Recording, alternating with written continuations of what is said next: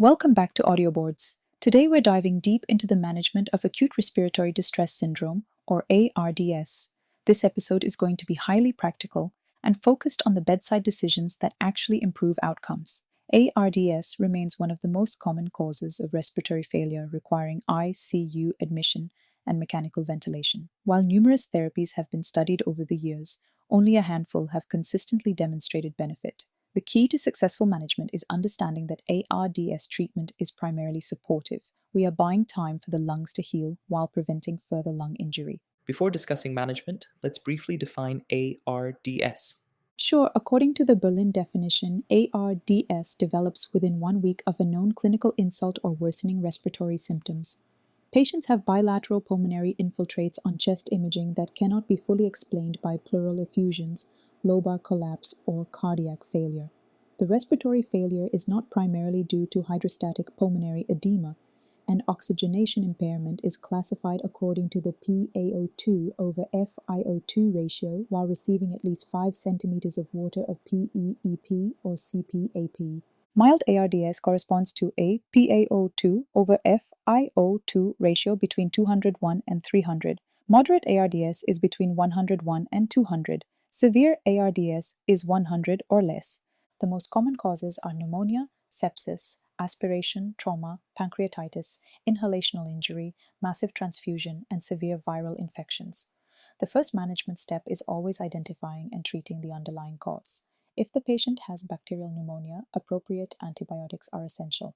If sepsis is driving ARDS, source control and sepsis management become critical. No ventilator strategy can compensate for uncontrolled underlying disease. Once ARDS is recognized, what's the initial respiratory support strategy? For patients who are not yet intubated, high-flow nasal cannula is generally preferred over conventional oxygen therapy. Typical starting settings are flow rates between 40 and 60 liters per minute with FiO2 adjusted to maintain oxygen saturation between 88 and 95%. Patients should be monitored closely for increasing work of breathing, respiratory rates persistently above 30 to 35 breaths per minute, worsening hypoxemia, altered mental status, or hemodynamic instability. Delayed intubation is associated with worse outcomes. If the patient requires intubation, lung protective ventilation becomes the cornerstone of management. The target tidal volume is 4 to 8 milliliters per kilogram predicted body weight, with 6 milliliters per kilogram predicted body weight being the standard starting point. Importantly, predicted body weight is not actual body weight. For males, PBW equals 50 plus 2.3 times open parenthesis height in inches minus 60 close parenthesis. For females, PBW equals 45.5 plus 2.3 times open parenthesis height in inches minus 60 close parenthesis. For example, a 70-inch male has a predicted body weight of approximately 73 kilograms, giving a target tidal volume around 440 milliliters. What pressures should we be monitoring? This is where many clinicians make mistakes. The plateau pressure should be maintained below 30 centimeters of H2O. If plateau pressure exceeds 30 centimeters of water, tidal volume should be reduced toward 4 milliliters per kilogram predicted body weight if necessary. Driving pressure, which equals plateau pressure minus PEEP, should ideally remain below 15 centimeters of H2O. Studies consistently show increasing mortality as driving pressure rises. Another important parameter is respiratory rate. To compensate for low tidal volume ventilation, respiratory rates are commonly increased to 20 to 35 breaths per minute. However, rates above 35 may increase dynamic hyperinflation and mechanical power delivered to the lung. How should oxygenation targets be managed? The goal is not normal oxygenation. Most guidelines recommend targeting SpO2, 88% to 95%, PaO2, 55 to 80 millimeters of mercury. We deliberately avoid excessive oxygen exposure because hyperoxia may contribute to oxidative injury. Similarly, permissive hypercapnia is acceptable. Most clinicians tolerate pH greater than 7.20. Some centers accept pH as low as 7.15 if lung protection is maintained. Contraindications to severe hypercapnia include elevated intracranial pressure, significant pulmonary hypertension, severe right ventricular failure, and certain arrhythmias. What about PEEP? PEEP is one of the most important components of ARDS management. Every ARDS patient should receive at least 5 centimeters of water of PEEP.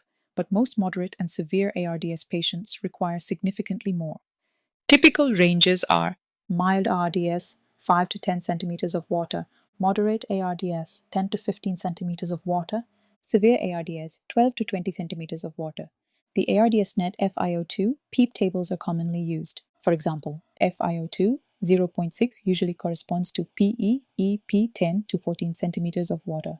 FiO2 0.8 often requires PEEP 14 to 18 centimeters of water. FiO2 1.0 may require PEEP 18 to 24 centimeters of water in selected patients. However, PEEP must be individualized.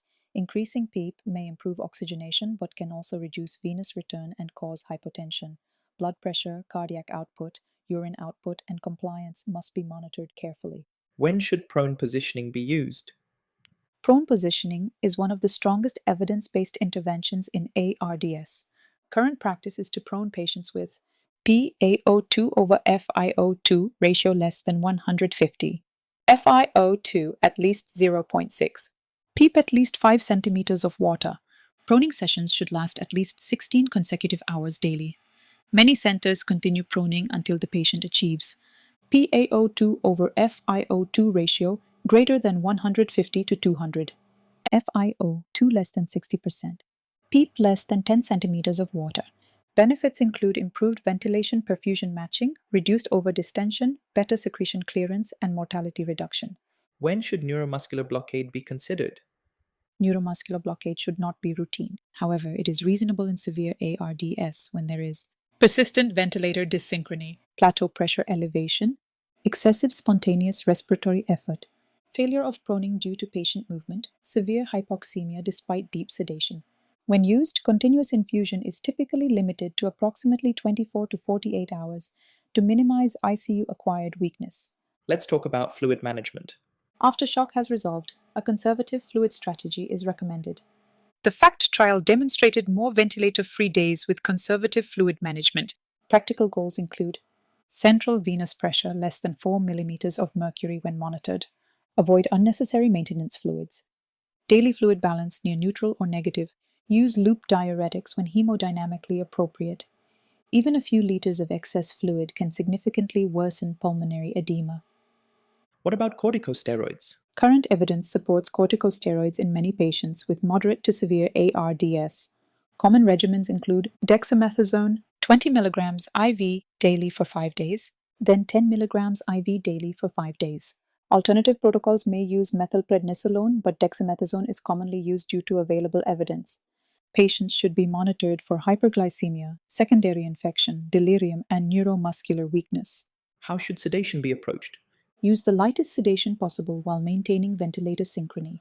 Common targets RASS -1 to -2 in stable patients, RAS -4 to -5 during proning or paralysis. Daily awakening trials should be performed whenever feasible. Excessive sedation prolongs mechanical ventilation and increases delirium risk.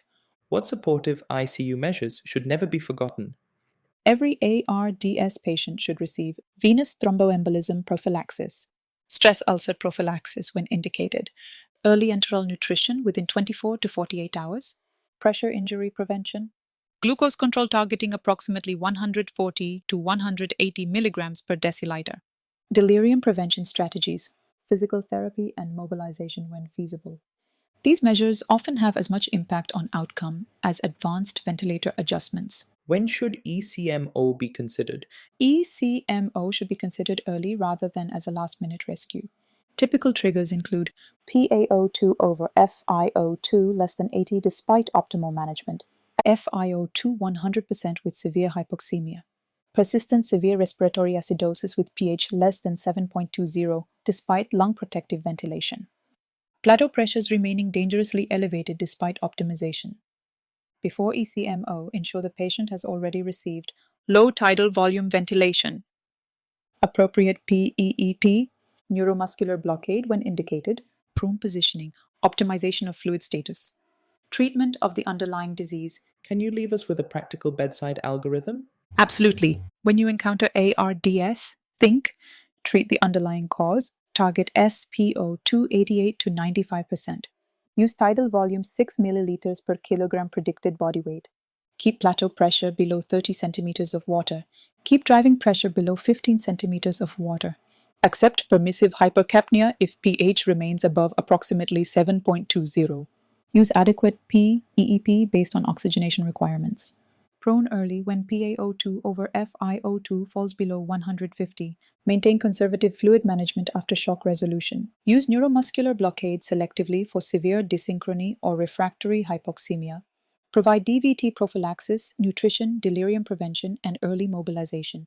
Consider ECMO when severe hypoxemia persists despite optimal conventional therapy. So, if you are consistently following these parameters, you're applying the evidence based principles that have repeatedly been shown to improve outcomes in ARDS and minimize ventilator induced lung injury. Yes, thanks for listening to Audioboards. Stay tuned for more educational content in our next episode.